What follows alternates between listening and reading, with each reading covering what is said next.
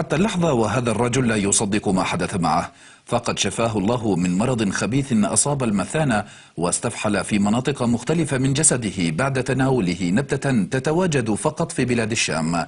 فمحمد قبها مضى من عمره 6 سنوات وهو في حالة صحية سيئة، وما زال يعيش حالة من الصدمة غير مصدق أن النبتة قضت على مرض السرطان. مش مصدق لأنه نسبة الدواء ما فتشتش إنه تكون فعال لهالدرجة، وشايف حالي إنه يعني مثل أي واحد توصف له وصفه بيصدقش إنه مثلا إنه هذا شفاه ربنا من هذا الحكي. الحمد لله تحسنت حالتي وأنا تمام التمام، وبعد الفحوصات فيش ولا أي شيء عندي إطلاقا. في عام 2006 بدأت أعراض المرض بظهور الدم في البول بالإضافة إلى حرقة شديدة الألم، حتى وصل الأمر معه إلى انحصار في البول. ابنة شقيقه والتي تعمل ممرضة طلبت منه إجراء الفحوصات ليتبين أنه مصاب بمرض السرطان في المثانة والبروستات، ومع مرور السنوات استفحل المرض ليصيب كبده ورئتيه، رغم تلقيه العلاجات اللازمة وعمليات الاستئصال والجلسات الكيماوية. سنوات 6 عاشها في ألم وخوف ويأس. كانت حالته الصحية انه ولا دكتور آمن انه وضعه طبيعي، لانه كان متشرح كله على الكبد وعلى الرئتين وعلى صدره الشمال، وكان طبعا استسلم للمرض هو، وصار عنده ضعف بالوزن وفقدان للشهية، ووضعه كان صعب كثير، يعني انه ما كانش متوقع انه يعيش شهرين. كل الوقت متألم، كل الوقت بتتألم ليل نهار.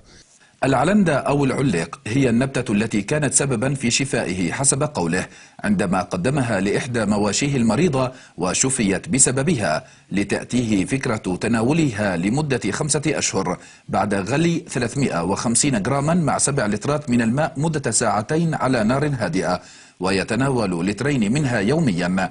وفي آخر فحص له عند طبيبه تبين أن جسده خال من الكتل السرطانية التي استوطنت جسده طوال السنوات الماضية. صدقا لا، أولها يعني على الوضع وعلى صور طبقية اللي عملها في 27/5/2013، وهسه إنه خالي من أي خلايا سرطانية، وإنه جسمه نهائيا فاضي، والمثانة البولية سخسلة والبروستات، يعني أمور لا تصدق.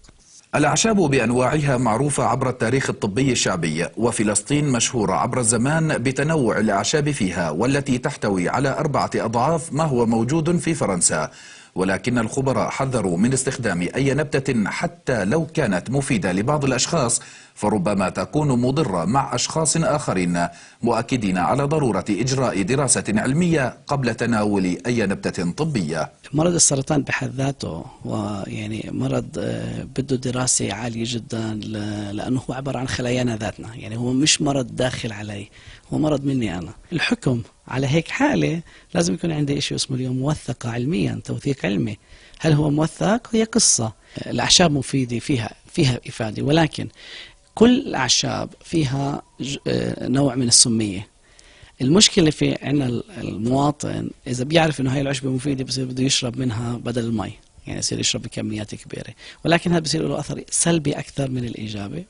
ورغم تحذيرات المختصين، إلا أن الغريب في الأمر أن محمد قبها وصف طريقة تناول عشبة العلندة لإحدى قريباته المصابة بمرض اللوكيميا، والتي شفيت منه خلال أشهر قليلة كما يقول.